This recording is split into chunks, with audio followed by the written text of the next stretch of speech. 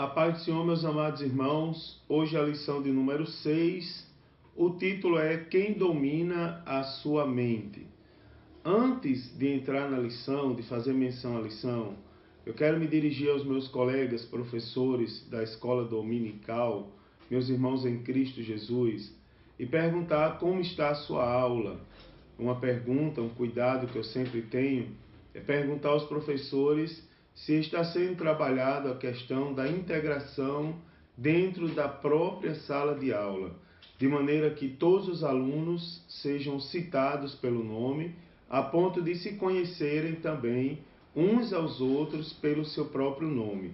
Se isso está sendo feito, você está de parabéns e certamente a sua escola dominical está surtindo um efeito a mais na vida de seus alunos. Além do crescimento intelectual, nós temos a comunhão, temos a convivência que está sendo trabalhada na sua sala de aula. A lição de hoje, quem domina a sua mente, o texto áureo está na carta do apóstolo Paulo aos Filipenses, capítulo 2, versículo 5, que diz assim: de sorte que haja em vós o mesmo sentimento que houve também em Cristo Jesus. A verdade prática diz: os substantivos mente, sentimento e entendimento pertencem à esfera do intelecto, que permite à pessoa aprender, desejar, pensar e agir. A leitura bíblica está na carta aos Filipenses, capítulo 4, e vai do versículo 4 ao versículo de número 9. Diz assim: regozijai-vos sempre no Senhor. Outra vez digo, regozijai-vos. Seja a vossa equidade notória a todos os homens. Perto está o Senhor. Não estejais inquietos por coisa alguma. Antes, as vossas petições sejam em tudo conhecidas diante de Deus, pela oração e súplicas, com ação de graças. E a paz de Deus, que excede todo entendimento, guardará os vossos corações e os vossos sentimentos em Cristo Jesus. Quanto ao mais, irmãos, tudo que é verdadeiro, tudo que é honesto, tudo que é justo, tudo o que é puro, tudo que é amável, tudo que é de boa fama, se há alguma virtude e se há algum louvor, nisso pensai. O que também aprendestes e recebestes e ouvistes e vistes em mim, isso fazei, e o Deus de paz será convosco. O objetivo geral de hoje da lição é mostrar que o seguidor de Jesus tem a mente de Cristo. Os objetivos específicos, no ponto 1, é explicar a epístola aos Filipenses. No ponto 2, conceituar a palavra mente no contexto bíblico. E no ponto 3, expor o conceito da expressão a mente de Cristo. Então, como ponto de contato, queridos irmãos, eu quero comentar aos irmãos que quando alguém aceita Jesus, quem nasceu de novo, de fato ele é uma nova criatura. E isso é algo que está na Bíblia Sagrada, isso não é algo que nós estamos criando. Quem nasceu de novo é nova criatura. E assim, a nova vida, ela é norteada pelo Espírito Santo de Deus. Né? Que nasceu em Cristo, nova criatura é. As coisas velhas passaram, tudo se fez novo.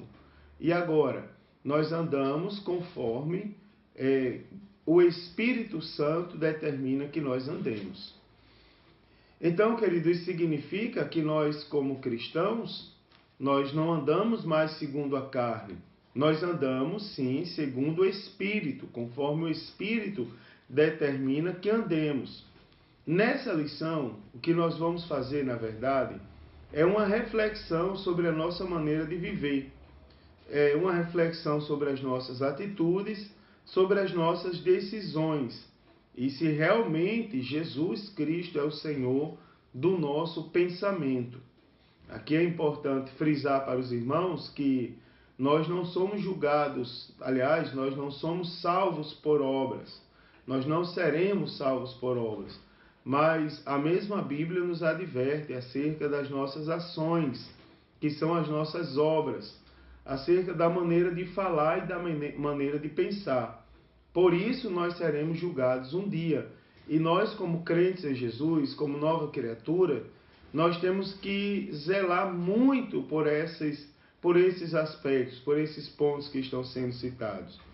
O primeiro ponto da lição, conhecer um pouco sobre a epístola aos Filipenses. Né? Segundo o autor, ele coloca de uma forma bem sucinta, bem agradável, que Filipos era uma colônia romana, né? E uma das principais cidades da Macedônia. Paulo escreve, né? Paulo esteve, aliás, na cidade, na sua segunda viagem missionária. E ali ele fundou a primeira igreja europeia, que é a igreja de Filipos. Né? Isso aconteceu na casa de Lídia, né? Lídia, vendedora de púrpura, e o apóstolo deixou, nessa situação, a cidade de Filipos por causa das pressões locais. Isso, no entanto, não interferiu na relação entre o apóstolo e os filipenses, né? Uma relação que continuou de uma forma bem bonita, bem sadia. 10 anos depois de Roma, o apóstolo Paulo, então, escreve a carta aos Filipenses, tá certo? Em relação à doutrina, segundo o autor da lição, e é bem pertinente citar isso, a carta aos Filipenses não foi escrita para solucionar problemas doutrinários, nem problema de relacionamento entre os filipenses, tá certo? Pois, segundo a gente pode deduzir, lendo a carta aos Filipenses, os crentes de Filipos, eles eram crentes que amadureceram rapidamente na fé. Digamos que um dos principais propósitos, além da alegria, estava vinculado à amizade, ao amor recíproco, né, junto ao apóstolo, né, no caso do apóstolo Paulo, para com os crentes lá aos Filipenses. Os problemas referentes a heresias, segundo o autor, eles eram periféricos, ou seja, eles não interferiam no centro da relação, do tema da carta do apóstolo Paulo aos Filipenses. Segundo o autor, o apóstolo se limita a tratar esse assunto de forma bem precavida, tá certo? Com certa precaução. Quanto à legalidade, os irmãos vão observar que na igreja de Filipos não havia sinagoga. Então, Paulo, ele menciona legalistas da lei no capítulo 3 da carta, mas não era algo agudo, não era algo que estava interferindo na vida da igreja, tá certo? O que vai mostrar para a gente que a população judaica não era uma população significativa naquela cidade. Então, você vai ver que os habitantes de Filipos se consideravam romanos, não é? Uma vez que Filipos era uma colônia romana, e uma das principais cidades da região da Macedônia. Então, não havia muito, você pode ver em resumo, tudo isso, que não havia nada de muito grave na igreja que o apóstolo Paulo precisasse ir lá e corrigir. Em relação ao relacionamento, digamos que o que havia em Filipos, né, o que havia entre os filipenses, eram alguns problemas que são comuns na natureza humana e até mesmo na igreja dos dias atuais. Por exemplo, se a gente for analisar o que havia, particularmente lá em Filipos, né, lá no capítulo 1 e versículo 27 da carta aos Filipenses, está escrito da seguinte forma. Está escrito assim, somente deveis portar-se dignamente conforme o Evangelho de Cristo, para que, quer vá e vos veja, quer esteja ausente, quer ouça acerca de vós que estáis no mesmo Espírito, combatendo com o mesmo ânimo pela fé do Evangelho.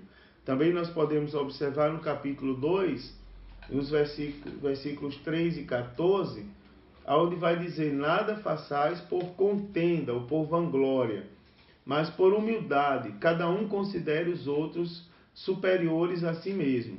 O versículo 14 você vai ver: fazei todas as coisas sem murmurações nem contenda.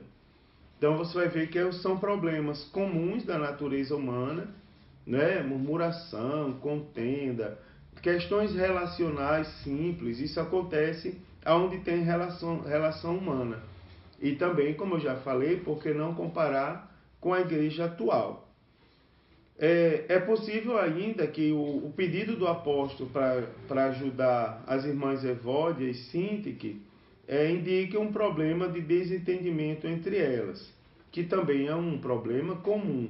O apóstolo pede que haja unidade e harmonia entre os crentes, tendo por base a humildade e o exemplo de Jesus Cristo. É um apelo que o apóstolo Paulo faz em relação ao relacionamento. O apelo do apóstolo Paulo é para que haja entre os filipenses o mesmo sentimento que houve também em Cristo Jesus.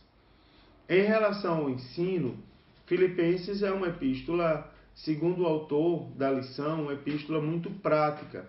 E uma epístola muito prática. O sentimento de gozo e de regozijo dominava os crentes de Filipos. Esse era e por sinal, como eu já falei no tópico anterior, esse é um dos principais temas da carta, que é a alegria, não é? O apóstolo Paulo mesmo, no texto que a gente lê hoje, diz assim: regozijai-vos sempre no Senhor. A carta aos Filipenses também é chamada a carta da alegria. Então a igreja de Filipos, segundo o autor da lição, é um exemplo a ser seguido por todos.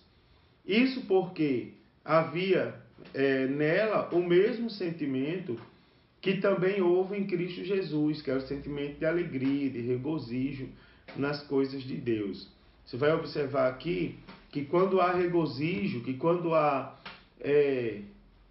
o sentimento de Cristo presente, a última coisa que se fala é em contenda, em guerra, dissensões e coisas desse tipo, porque a paz do Senhor excede tudo isso.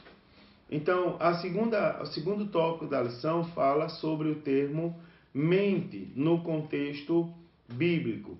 O termo mente, né, no contexto bíblico, ele pode ter vários significados. Aqui a gente vai ver alguns desses significados, tá certo? Que trazem diferenças, digamos, bem sutis.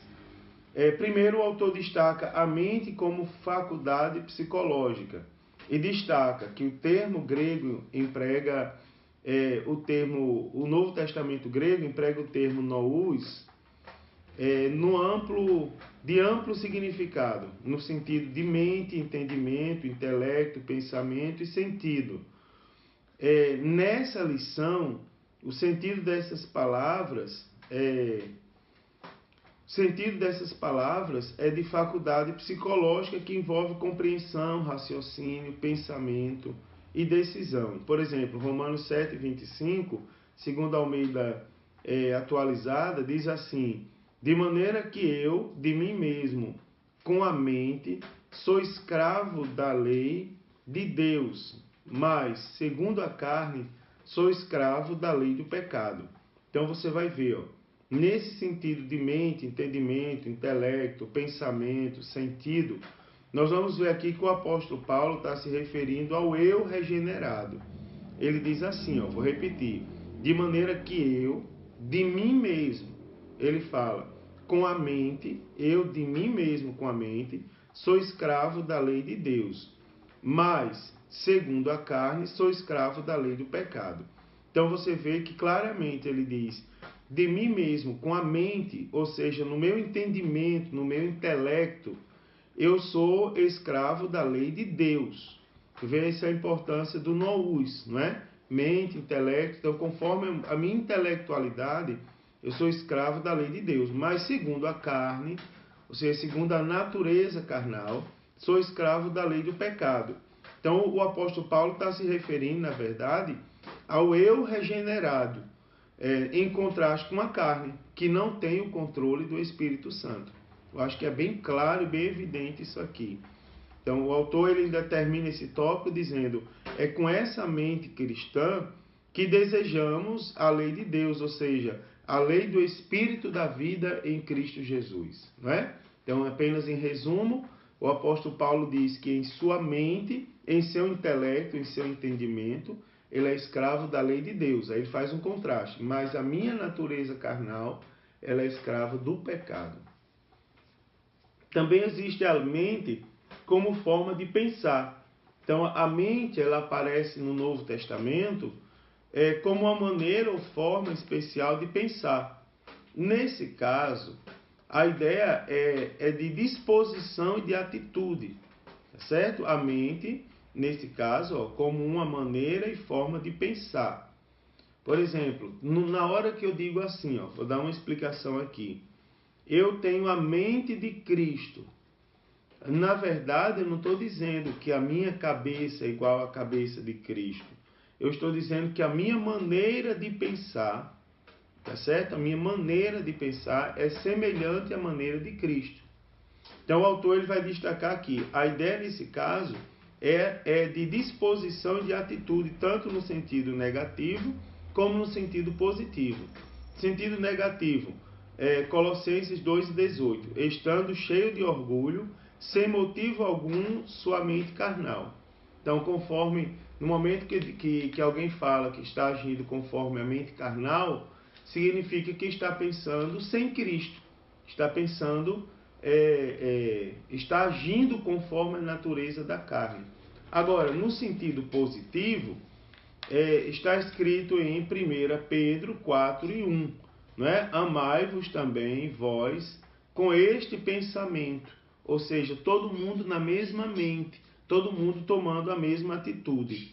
Assim, nesse caso, ter a mente de Cristo significa pensar como Cristo, tá certo? Significa agir da maneira que Cristo age.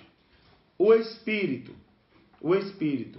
o substantivo grego pneuma, né, que já é conhecido de todos nós, traduzido geralmente por espírito, ele é usado ainda de forma metafórica como modo de ser, atitude, forma de pensar, tá certo? Vou repetir, de pneuma, né, que é traduzido por espírito, é usado de uma forma metafórica como modo de ser, atitude ou forma de pensar. Diz assim, se algum homem, Gálatas 6:1, se algum homem chegar a ser surpreendido em alguma ofensa, vós sois espirituais, encaminhai o tal com espírito de mansidão, ou seja, dizendo a maneira de ser, a atitude que se vai tomar, a forma de pensar, o direcionamento do pensamento, não é? Vou repetir, se algum homem chegar a ser surpreendido em alguma ofensa, vós que sois espirituais, ou seja, vocês que são espirituais, vocês vão pensar, vão agir conforme o Espírito. Aí ele diz, encaminhai o tal com espírito de mansidão, ou seja, agir conforme a mansidão, que é uma das virtudes do fruto do Espírito Santo. Então é uma atitude ou modo de ser que reflete a forma como uma pessoa encara ou pensa sobre determinado assunto. Essa expressão é usada em contraste entre o divino e o meramente humano, né? A maneira de ser como Cristo e a maneira de viver meramente como as obras da carne, sem ser de Cristo, não é? Simplesmente humano. Em relação ao coração, o coração ele vai aparecer em toda a Bíblia como centro da vida física, espiritual e mental, emotiva e volitiva, tá certo? Então, o centro da vida física, espiritual, mental, emotiva ou volitiva, isso diz respeito ao coração, conforme aparece na Bíblia Sagrada. É a fonte dos sentimentos, afeições, como, por exemplo, a alegria e a tristeza.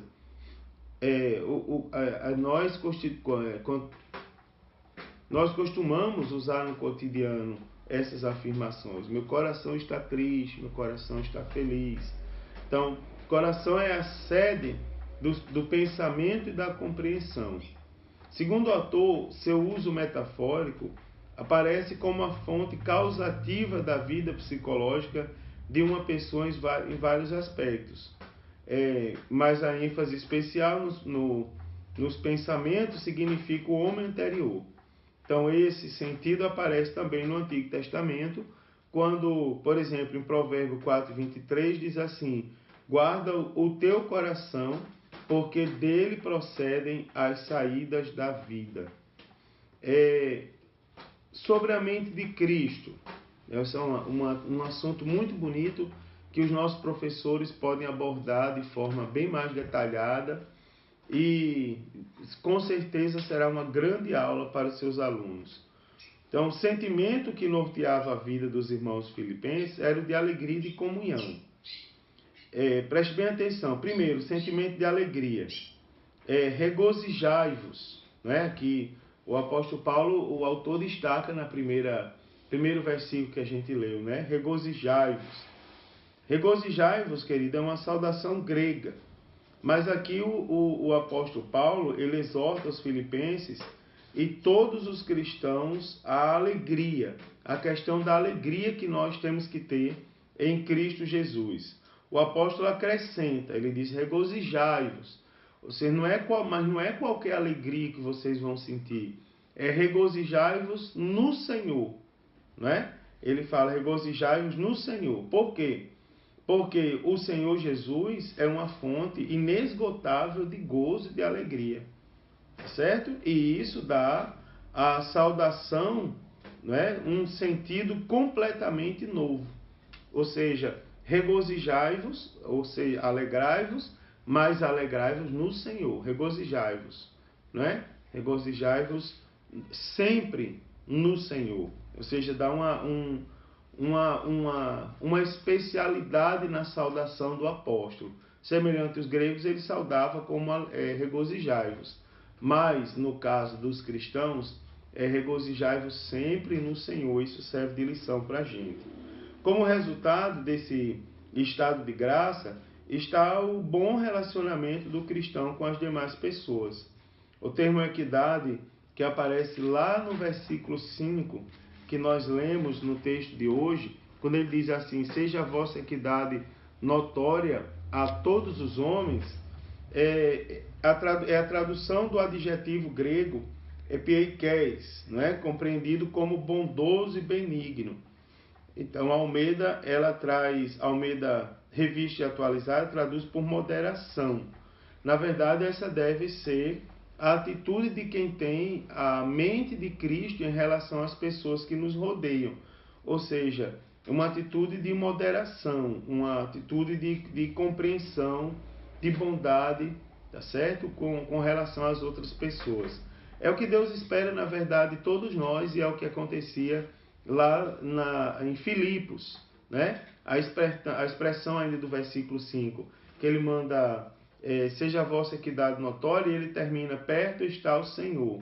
Diz respeito, na verdade, à vinda de Jesus. Então você observa que o apóstolo Paulo nos manda nos comportar, lembra, acerca da compreensão, da bondade, da benignidade, e ele lembra que tudo isso é importante porque perto está o Senhor. Aquilo que nós falamos no início da lição, né? As nossas obras, as nossas atitudes, nossas palavras, também os nossos pensamentos pesarão naquele grande dia do Senhor, tá certo? Então diz respeito à volta de Jesus que se aproxima e no entanto, nos serve de incentivo a uma atitude de moderação. Também a nossa gratidão a Deus. Os filipenses, eles viviam num clima de perseguição religiosa. O apóstolo Paulo estava na prisão. Veja a circunstância. Primeiro que os filipenses viviam um clima de perseguição religiosa, e o apóstolo Paulo, que escreve a carta, ele não estava lá, estava na prisão, em Roma. Mas você vê que nada disso era problema suficiente para roubar a alegria dos crentes.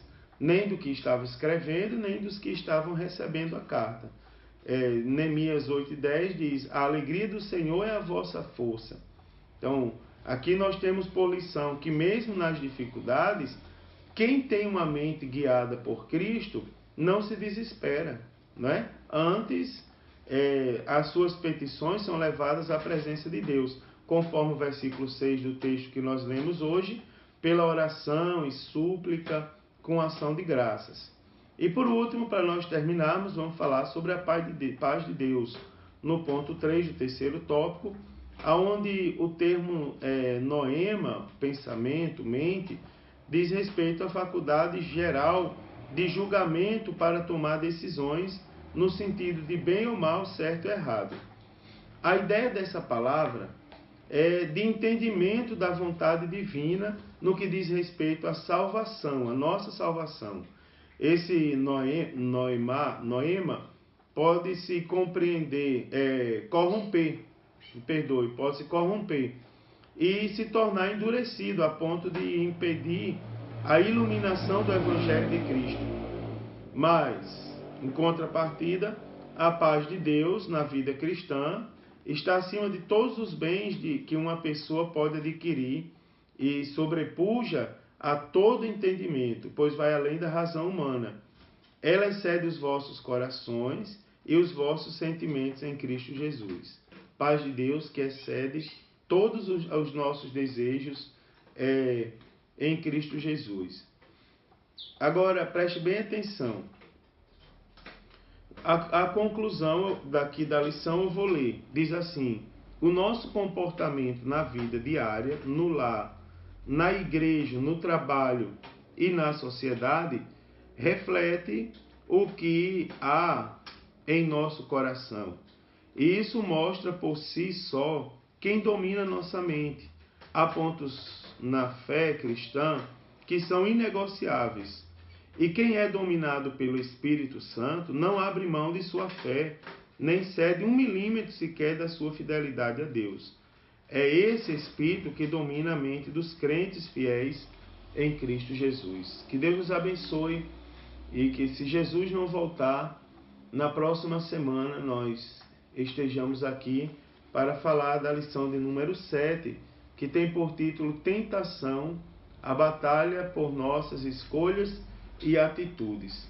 Deus conceda uma boa aula. A paz do Senhor Jesus.